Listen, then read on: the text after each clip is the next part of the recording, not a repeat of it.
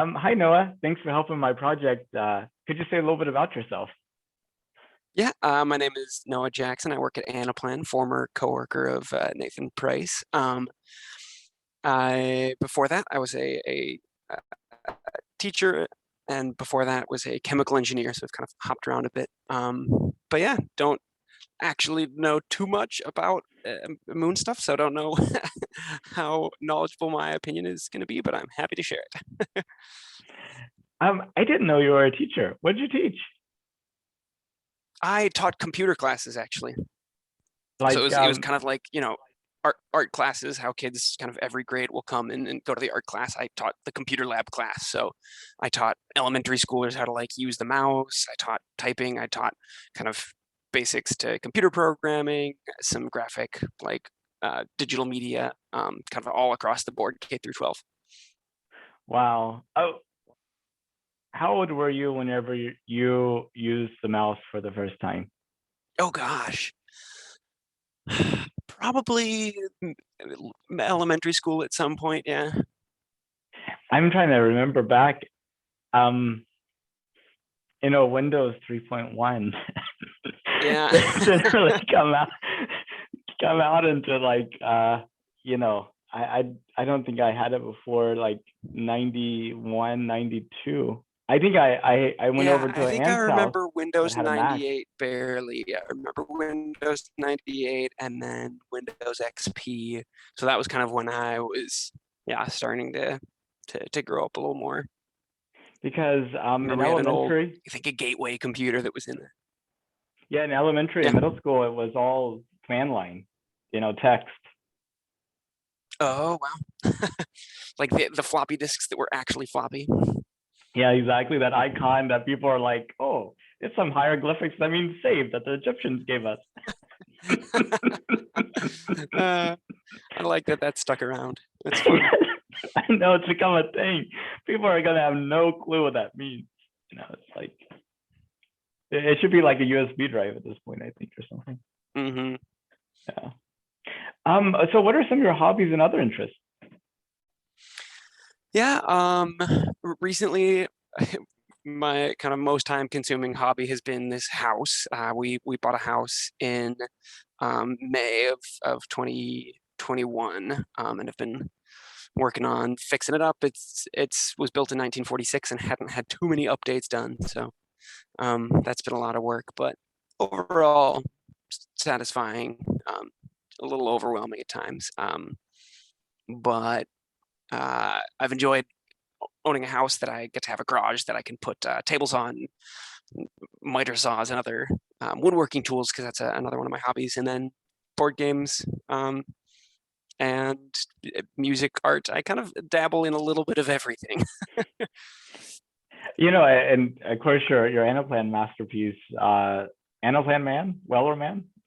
What would you call it? Sorry. The Weller Man, the sea shanty, except about Anaplan. Yeah. That's fantastic. I had not heard that song before you had done Ah, that piece. That's kind of how well, there you go. um, Anne always likes to make fun of my lack of knowledge about music. I was also pretty late to the party. I think I only heard the song a few days before I decided to then write a parody for Anaplan.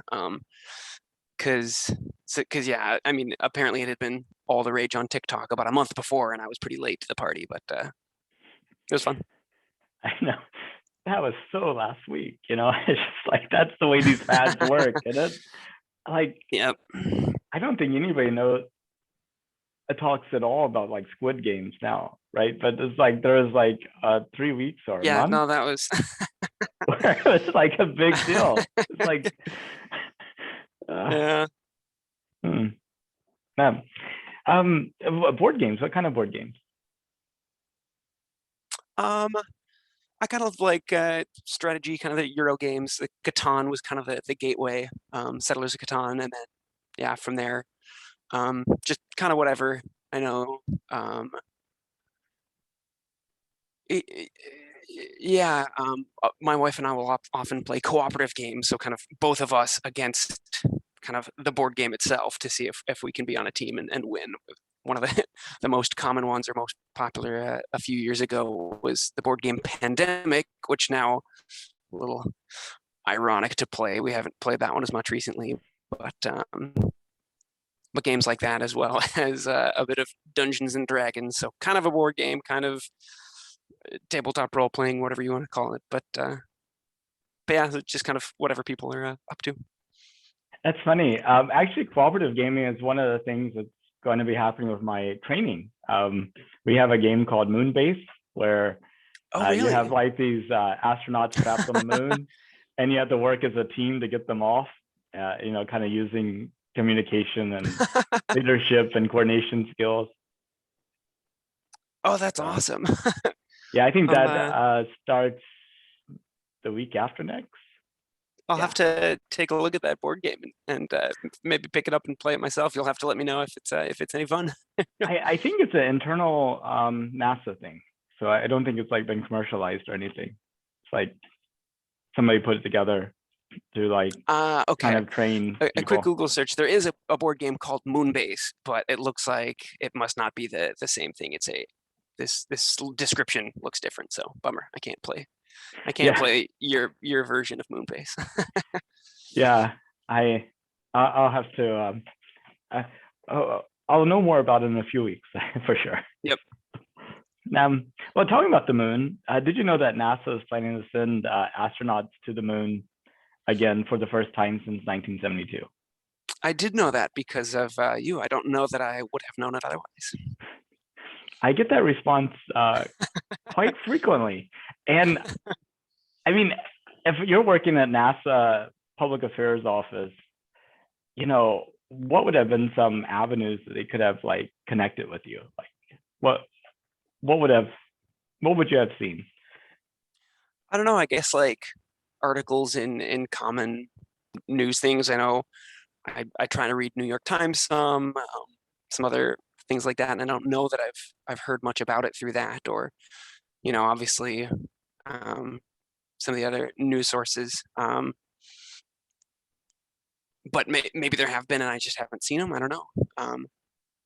Yeah, or maybe like I scroll Reddit every once in a while. I'm kind of again, it might be that there has been lots of posts and I just haven't seen them, or maybe they haven't really investigated that avenue too much for publicity. Well, now that you know, what do you think about it? I think it's interesting. I think it's cool to potentially be looking at space stuff. I know, like in the past, kind of by working on space technology and ironing out some of those kinks, like lots of other good things, other scientific developments were made. And so I'm curious to see kind of and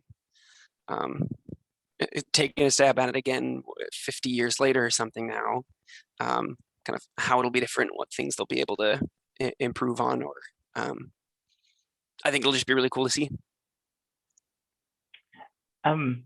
Yeah, I think one reason why you might not know we're going back to the moon is you may have seen it, but this is like not the first time that NASA's talked about going back to the moon.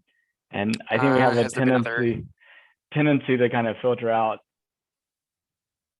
information that may not have any impact on us. I was wondering what you thought about that theory.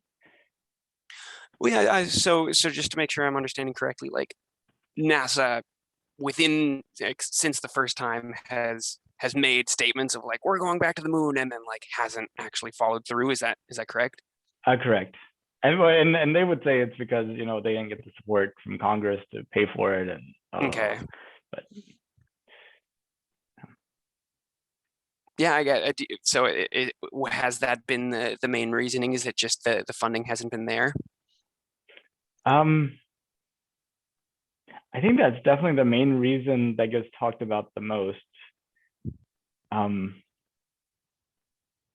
Because, well, I mean, talking about funding, I have just a kind of awareness question that I thought might be interesting.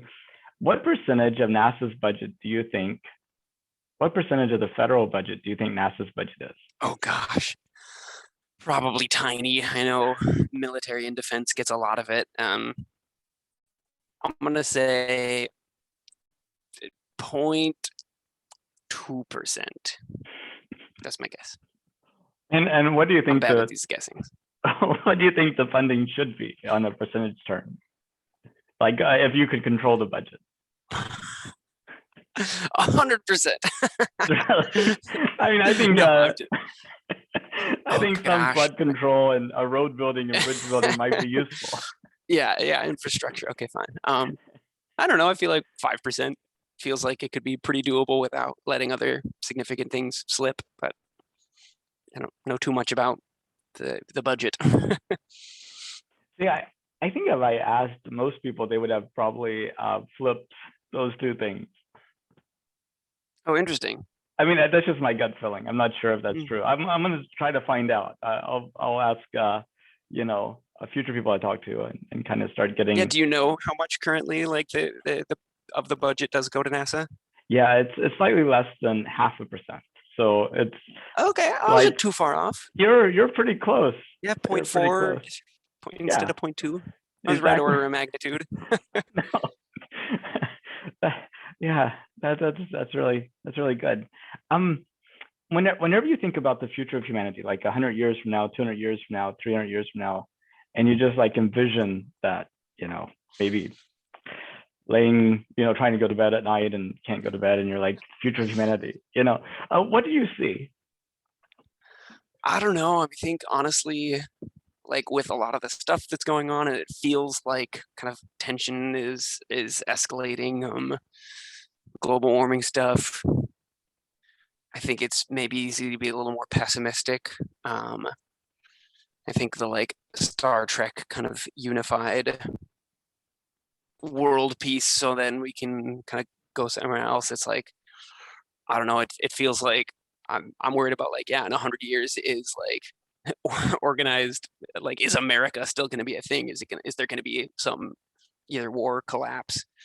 Um, so I think it's like I guess it feels like it would be awesome if we could like set up some or like do colonizing on Mars or the moon or something like that. But I guess it feels like other things are gonna get in the way of that. Do you have any ideas on what those other things might be? Oh, I mean, yeah, kind of what I said, like political strife or wars or climate disaster. I don't know. It's there's so many, or COVID-19 going into its Omega variant that's just gonna. I don't know. It just feels like looking at the news, and I know this is part of kind of one of the problems is that my understanding is that the world isn't actually as bad as the news makes it out to seem.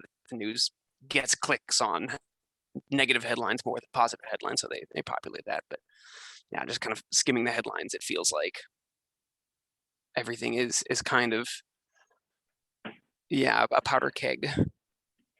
Yeah, So it it's sure I guess seems. a little harder to be hopeful about like being able to make the sort of dedication to science and exploration needed to do that sort of stuff. Yeah, I mean, I was reading an article today. It was China saying, well, I mean, people have been saying, if Russia can take Ukraine, then obviously the next thing would be China takes Taiwan. And Mm-hmm.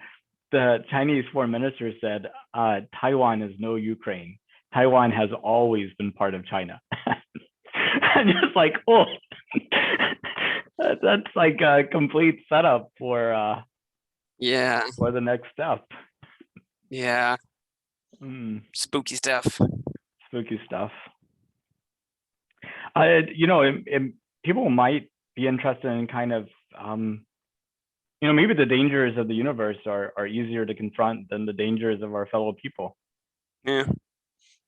Uh, if Elon Musk is successful in creating the Starship and building a 1 million-person city on Mars in the next couple of decades, Wait, um, that's that's on the table. That's what he wants to do. A million person I city have on not Mars heard by about that. 2050. Yeah. Holy crap. I'm learning a lot today. Well, I mean, what do you think about that? I don't know. I feel like I'd have to take some time to process that. I know that like SpaceX has definitely been kind of more successful than kind of probably a lot of people initially thought it was. Um, and obviously there's a pretty significant amount of resources there. Um, yeah, I guess I'd be kind of curious to look into any of the like kind of proposed plans and how they're gonna get there and set that up. And I'm fascinated. I guess that's my initial gut response.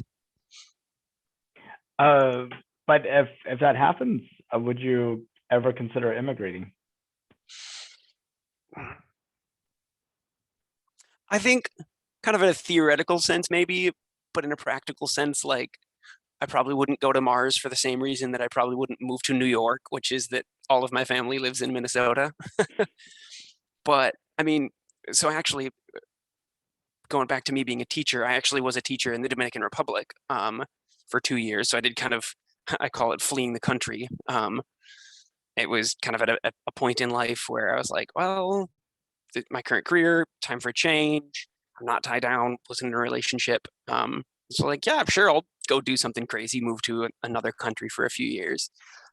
And it's like, yeah, if Mars was an option and I was in that kind of point in life, I might have considered it. Yeah.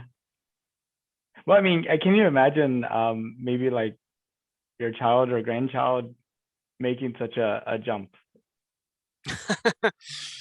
Yeah, it's interesting. I mean, it's kind of like, back in 200, 100 or 200 years ago, it's like somebody would move to a different country and you like wouldn't really see them much. You wouldn't hear from them much. You'd get like a letter every month at best kind of thing. Like there was like 100 years ago or 200 years ago. Yeah, I guess not 100, 200 years ago, moving to a different country or like a different continent was maybe like more of a divide than going to Mars would be with the right technology potentially. So that's, I don't know, just interesting to think about.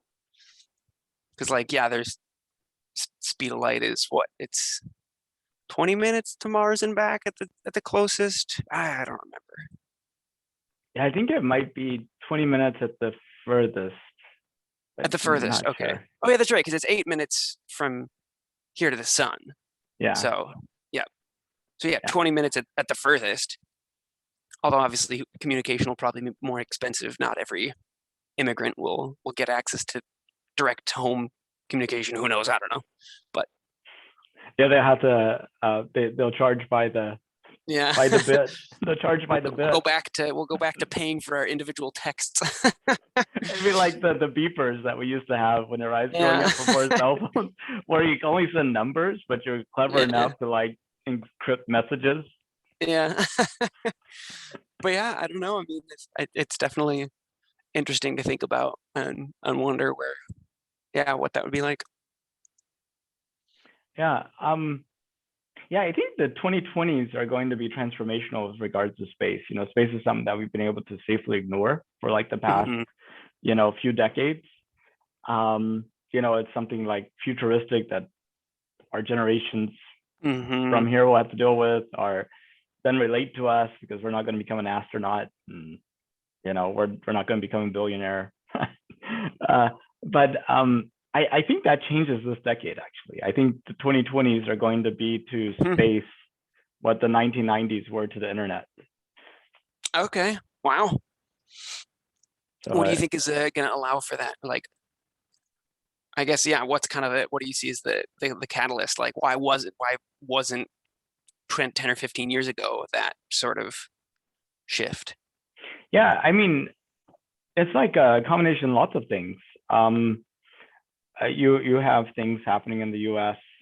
like NASA going back to the moon, Elon Musk and Starship, Jeff Bezos and what he's doing with Blue Origin. You have dozens and dozens of space companies like Mm-hmm. Intuitive Machines here in Houston that's sending a probe, Axiom Aerospace that's sending the first all-private crew to the International Space Station.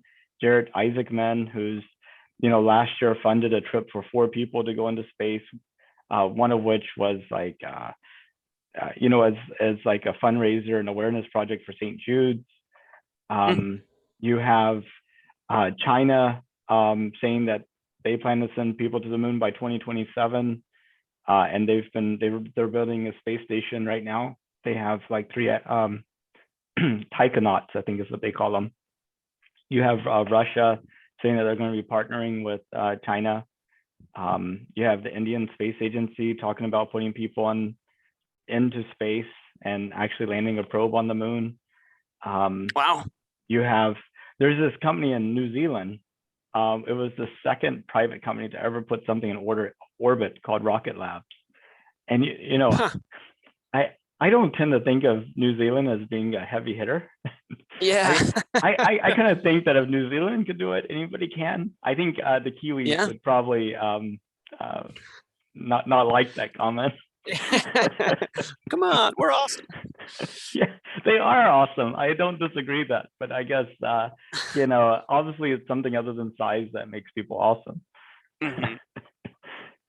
So I mean, I think space activity creates room and makes it cheaper to do more space activity, and then it's just like once it kind of gets going, it's like critical mass type of thing. Just like with the internet, I mean, you had network computers for a good decade and a half before the internet really broke open. But cost of computers went down, the cost of network access went down. The number of applications went way up, and I mean, I don't think anybody working on mainframes was thinking about Amazon. Like you tell them, oh, you'll be able to order stuff on computers. They'd be like, but then I have to go into the office and fill out this punch card, and then I have to wait for the punch card to come back. And then, yep. It was like they just could not believe like home shopping, right? It's like, I mean, it's, and I think we're at that same point in space, which is right. Okay. Like right now, I think after the Wright brothers like did that initial flight, then the conversation about the future of aviation is interesting because you have some proof, but it's not obvious, right? I mean, like this conversation would be boring in like a decade or now, whenever people are flying in space all the time. But right now it's kind of interesting because it hasn't happened yet. Like it could go either way, potentially.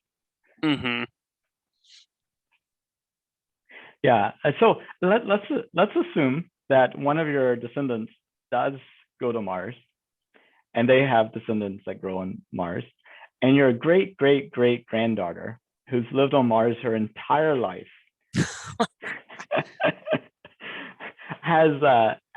in high school and taken a history class, and she's given this project of kind of going back and talking about what people thought before space travel became commonplace. And she sees this interview. And do you have something that could help her maybe get an A on her paper? So the question is, like, to summarize what people think kind of about space travel. I'm not totally sure what the. Yeah, and she's not really sure what the paper's supposed to be about either. So you're but there's just kind of like this moment in humanity, like what it's like in like 2022. Kind of. Just like imagine you had to write a paper now about what it was like in 1922. I mean, like, what would be some things that you would like to be able to ask people in 1922, or maybe 1822, or 1722? Something like that. Like what do you think would kind of be able to summarize your world for this future that hasn't even shared the same amount of gravity as you. Everything's more bouncy. Um, yeah, I guess kind of, I don't know that this totally answers the question, but I guess like thinking back of kind of the analog of planes to space travel, I think, yeah, I guess like right now thinking about space travel, it's easy to be like, oh, like it's gonna be this thing that like only the rich can do or something, and it's gonna like kind of create this divide. And it's like, well, I wonder if people thought the same thing about airplanes, like that, oh, like airplanes are these cool new things, but only X people are gonna get to use them and everybody else. But nowadays, yeah, anybody can kind of just get a plane ticket. Yeah, you're squished in economy, but it is approachable. So I think it's just kind of, yeah, it's going to be interesting to see, right, kind of interesting to make those connections to the past, and that phase when, yeah, this new thing is kind of up and coming, and kind of all the assumptions that are made about it. Like, it's kind of like there were people that were like, oh, everybody's going to own a plane, everybody's going to have a flying car, and other people that are like, no, it's like only the mega rich are ever going to get to fly on anything. It's like what happened is kind of somewhere in the middle. So yeah, I guess it kind of feels like we're in that in between, like you said, like we're we see that space flight is possible, but just like what it's actually going to look like is still, yeah, like it's not concrete. It's kind of still nebulous. It's an Yeah, interesting place to be. it is. And I think if you ask people in like the 1970s, early 1970s, late 1960s, they would have thought. I mean, apparently Pan Am was already selling tickets to the moon. Oh, really? I didn't actually know that. Yeah, and lots of people like signed up to get on the list. It's just a matter of time Hmm. for it to be available, and then they were like really disappointed. It's like that situation, like a kid asks their parent, "Hey, can we go do such and such?" It's like later. Can we go now? Later. And Yep. then eventually go, we're never going. Yep. That's kind of like what we've done with space. And now that we Yep. might actually going, and people aren't paying attention because it's like, they don't believe it. Yeah. Well, I know we talked about quite a bit. Is there anything that you wanted to talk about? I kind of see this as a time capsule for people. Like my target audience hasn't even been born yet. So um,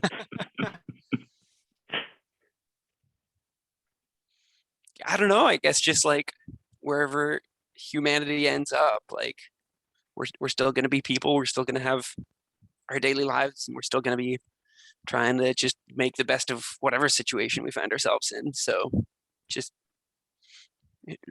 be kind and helpful, and yeah, I don't know. That's all I got. Too much pressure. I know, sorry. um, well, Noah, thank you so much again for talking to me and being a part of my project. I'm interviewing a person day till the end of 2024. So if you know of anybody else that'd be willing to have a conversation, I could use a lot more people. Awesome. Well, good Well, deal. thanks so much, man. Well, you have a good evening, and Yeah, you as well. it's going to be exciting. Okay, bye bye. Awesome. Talk to you later. Bye.